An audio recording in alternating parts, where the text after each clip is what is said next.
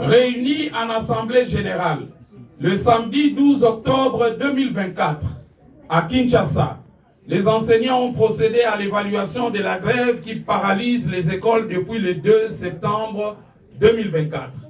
Après échange, il se dégage les constats suivants. Le gouvernement demande aux enseignants une dose de patriotisme parce qu'ils ont trouvé le budget 2024 en cours qui ne lui permet pas d'améliorer les conditions sociales des enseignants alors que le train de vie des animateurs des institutions est inacceptable. Pour le gouvernement, le seul cadre de dialogue social est celui de Bibois, qui a accordé aux enseignants 50 000 francs congolais pour 2024 et 50 000 francs congolais pour 2025, alors que ce cadre n'a pas atteint ses objectifs. Les enseignants réunis en Assemblée générale rappellent au gouvernement que les enseignants de la République démocratique du Congo vivent dans les conditions sociales infrahumaines depuis de longues décennies et ne peuvent plus tenir aujourd'hui face à la perte de leur pouvoir d'achat.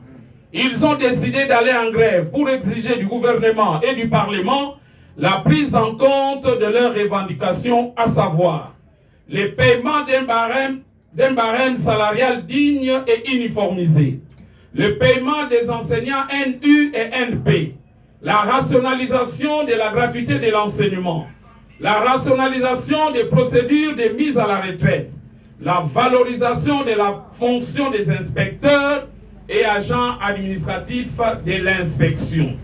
Ces questions exigent la convocation urgente d'un nouveau cadre de dialogue social avec tous les syndicats porteurs des revendications des enseignants pour restaurer la confiance et garantir l'inscription du minimum 500 $ dans le budget 2025 pouvant assurer à l'enseignant un minimum vital. La synergie des syndicats des enseignants de la RDC fait remarquer au gouvernement que face à la misère criante, ni les menaces de désactivation, ni les menaces d'arrestation, ni les différentes instructions administratives du secrétaire général, inspecteur général, d'INACOP, IPP, INSPOUL, sous-provède, provède ou appel de certains syndicats ne pourront permettre une reprise effective et sereine des activités scolaires. Dit-on, la pédagogie est une nourriture cachée. Une bonne nourriture ne se donne que lorsqu'on a la bonne volonté.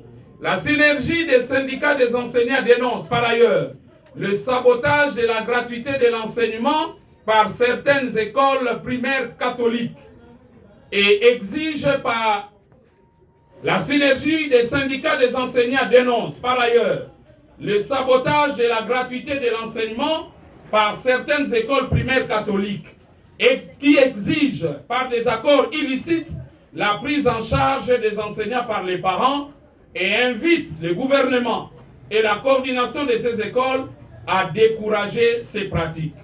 En attendant la convocation pressante des travaux sur la politique salariale, la synergie des syndicats des enseignants de la RDC sur mandat des enseignants réunis à l'Assemblée générale décide la poursuite de la grève dans le secteur de l'éducation nationale. Elle invite les parents à garder les enfants à la maison pour leur sécurité. Ainsi fait à Kinshasa, le 12 octobre 2024, pour les Sinécat, Jean Bosco Pouna, secrétaire général et porte-parole. Pour la force agissante, Jean Tunda, secrétaire général et porte-parole adjoint.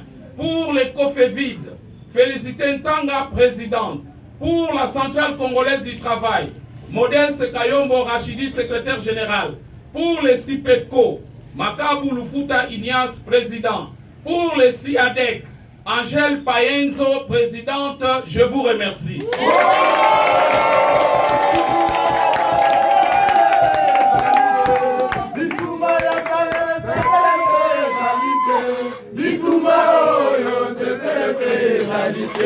Bitumba oyo c'est le pénalité.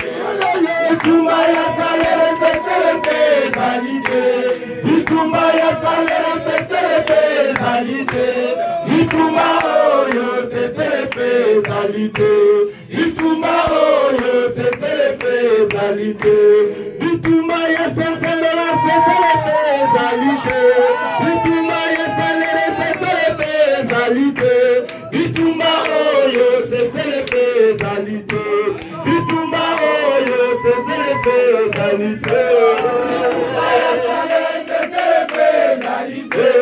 Bitumba ya salaire, cessez les faisalités. Bitumba oyo, cessez les faisalités.